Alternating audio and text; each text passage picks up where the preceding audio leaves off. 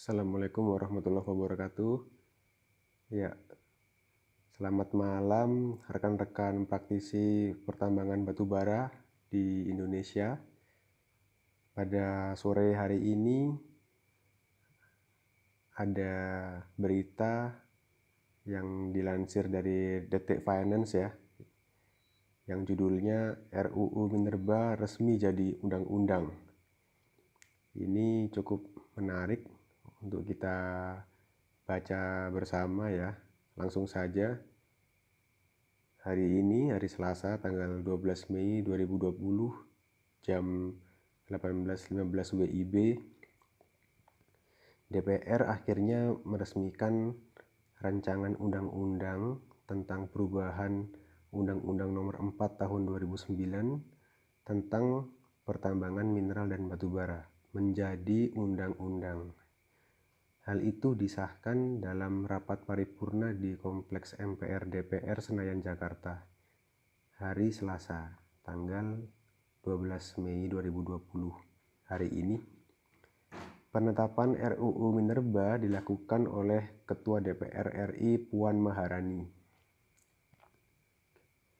Sebelum penetapan, Ketua Komisi 7 DPR RI Sugeng Suparwoto lebih dulu memaparkan laporan pembahasan dalam penyusunan RUU Minerba. Setelah itu baru kemudian dilakukan pengambilan keputusan bahwa RUU Minerba disahkan menjadi undang-undang. Apakah RUU Minerba dapat kita setujui menjadi undang-undang? Tanya Puan, yang kemudian dijawab setuju oleh anggota DPR yang hadir dalam rapat paripurna. Secara keseluruhan terdapat jumlah 2 bab baru sehingga terdapat 28 bab. Terjadi perubahan 83 pasal, terdapat 52 pasal baru dan 18 pasal yang dihapus, sehingga total jumlah pasal menjadi 209 pasal.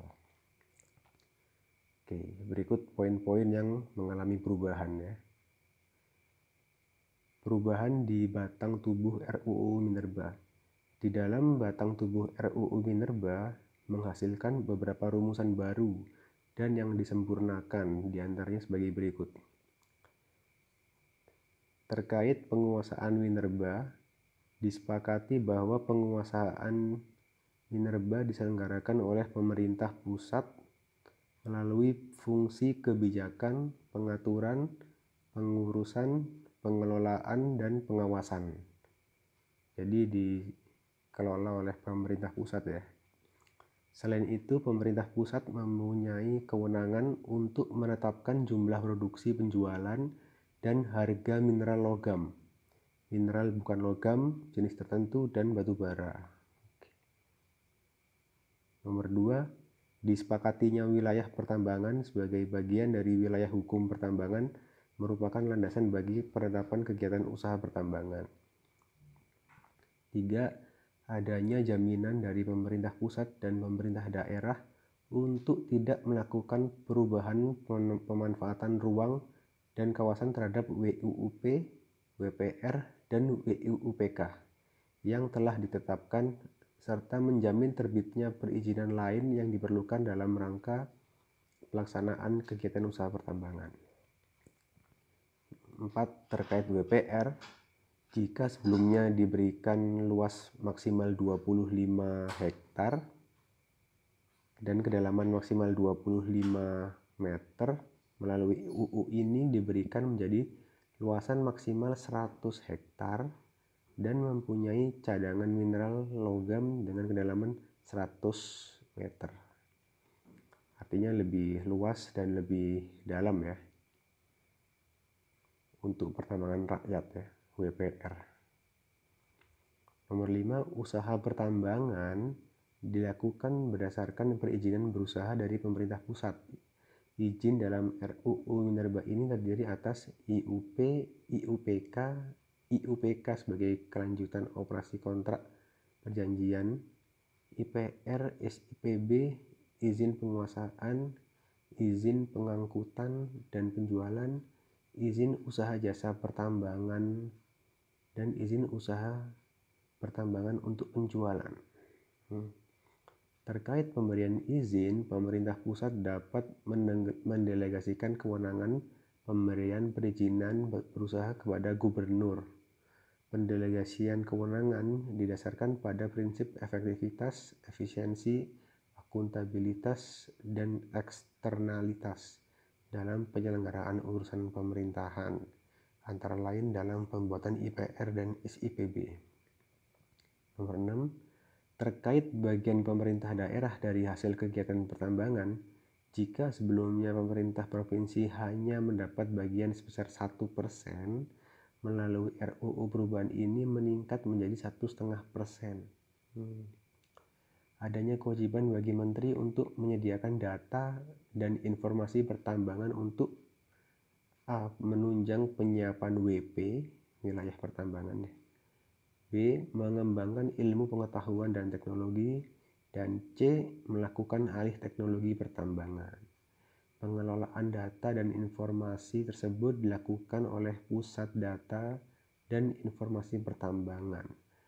Pusat Data dan Informasi Pertambangan wajib menyajikan informasi pertambangan secara akurat, mutakhir, dan dapat diakses dengan mudah dan cepat oleh pemegang izin pertambangan dan masyarakat. 8. Adanya kewajiban bagi pemegang IUP dan IUPK untuk menggunakan jalan pertambangan dalam pelaksanaan kegiatan usaha pertambangan. Jalan pertambangan tersebut dapat dibangun sendiri atau bekerja sama. Nomor 9. Adanya kewajiban bagi pemegang IUP dan IUPK untuk mengalokasikan dana untuk pelaksanaan program pengembangan dan pemberdayaan masyarakat yang besaran minimumnya ditetapkan Menteri. 10. Kewajiban bagi badan usaha pemegang IUP operasi produksi atau IUPK operasi produksi yang sahamnya dimiliki oleh asing untuk melakukan divestasi saham sebesar 51% secara berjenjang kepada pemerintah pusat, daerah, BUMN, BUMD, dan atau badan usaha swasta nasional. 11. Kewajiban bagi pemegang IUP operasi produksi dan IUPK operasi produksi untuk menyediakan dana ketahanan cadangan mineral dan batu bara yang dipergunakan untuk kegiatan penemuan cadangan baru, eksplorasi. Lalu, terkait kegiatan reklamasi dan pasca tambang, pemegang IUP operasi produksi atau IUPK operasi produksi sebelum menciutkan atau mengembalikan WIUP atau WIUPK-nya wajib melaksanakan reklamasi dan pasca tambang hingga mencapai tingkat keberhasilan 100%. Begitu juga dengan ex pemegang IUP atau IUPK yang telah berakhir wajib melaksanakan reklamasi dan pasca tambang hingga mencapai tingkat keberhasilan 100%. serta menempatkan dana jaminan pasca tambang. 13. Terkait keberadaan inspektur tambang dalam perubahan Undang-Undang Minerba ini, tanggung jawab pengelolaan anggaran, sarana prasarana, serta operasional inspektur tambang dalam melakukan pengawasan dibebankan kepada Menteri. Terkait ketentuan pidana. Untuk kegiatan penambangan tanpa izin yang sebelumnya dikenakan pidana penjara paling lama 10 tahun dan denda paling banyak 10 miliar diubah menjadi pidana penjara paling lama 5 tahun dan denda paling banyak 100 miliar. Jadi maksimal di penjaranya jadi lebih cepat, tapi dendanya bisa jadi lebih banyak. Begitu juga dengan pemegang IUP, IUPK, IPR, atau SIPB yang dengan sengaja menyampaikan laporan dengan tidak benar atau menyampaikan keterangan palsu. Setiap orang yang mempunyai IUP eksplorasi atau IUPK eksplorasi tetapi melakukan kegiatan operasi produksi, dan setiap orang yang menampung, memanfaatkan, melakukan pengolahan dan atau pemurnian, pengembangan dan atau pemanfaatan, pengangkutan, penjualan mineral atau batu bara yang tidak berasal dari pemegang IUP IUPK, IPR, SPB atau lainnya dipidana dengan penjara paling lama 5 tahun dan denda paling banyak 100 miliar. Adanya ketentuan pidana yang sebelumnya tidak diatur di UU sebelumnya, yaitu setiap pemegang IUP, IUPK, IPR atau SIPB yang memindahtangankan IUP, IUPK, IPR atau SIPB tanpa persetujuan menteri dipidana paling lama 2 tahun penjara dan paling banyak denda 5 miliar. Dan setiap orang yang IUP, IUPK-nya dicabut atau berakhir dan tidak melaksanakan reklamasi dan atau pasca tambang dan atau penempatan dana jaminan reklamasi dan atau jaminan pasca tambang dipidana paling lama 5 tahun dan denda paling banyak 10 miliar.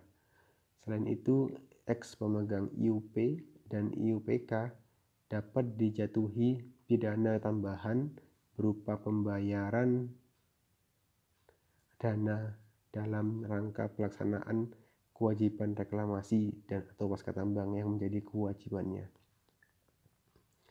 Nomor 15. Pada saat undang-undang ini mulai berlaku, IUP, IUPK, IPR, IUP produksi khusus untuk pengangkutan dan penjualan dan IUJP yang telah ada sebelumnya berlakunya UU ini dinyatakan tetap berlaku sampai berakhirnya izin. IUP, IUPK, IPR, IUP produksi khusus untuk pengangkutan, penjualan, dan IUJP yang telah ada sebelum berlakunya undang-undang ini wajib memenuhi ketentuan terkait perizinan berusaha sesuai dengan ketentuan dalam undang-undang ini dalam jangka waktu 2 tahun sejak undang-undang ini berlaku. Gubernur wajib menyerahkan dokumen IUP eksplorasi, IUP operasi produksi, IPR, IUP operasi produksi khusus untuk pengangkutan dan penjualan, dan IUJP yang telah diterbitkan oleh gubernur sebelum berlakunya undang-undang ini kepada menteri dalam jangka waktu paling lambat 2 tahun sejak undang-undang ini berlaku untuk diperbarui menteri. Ketentuan yang tercantum di IUP, IUPK, dan IPR sebagaimana dimaksud pada huruf A harus disesuaikan dengan ketentuan undang-undang ini dalam jangka waktu paling lambat 1 tahun sejak undang-undang ini berlaku. IUP operasi produksi khusus untuk pengolahan dan pemurnian yang diterbitkan sebelumnya berlakunya undang-undang ini disesuaikan menjadi perizinan usaha industri yang diterbitkan berdasarkan peraturan perundang-undangan di bidang perindustrian dalam jangka waktu paling lambat 1 tahun sejak undang-undang ini berlaku. Oke guys, jadi kita sudah membaca beberapa update tentang undang-undang minerba yang baru ya, cukup banyak perubahannya ya. Gimana menurut rekan-rekan? Jika ada yang mau didiskusikan silahkan di komen.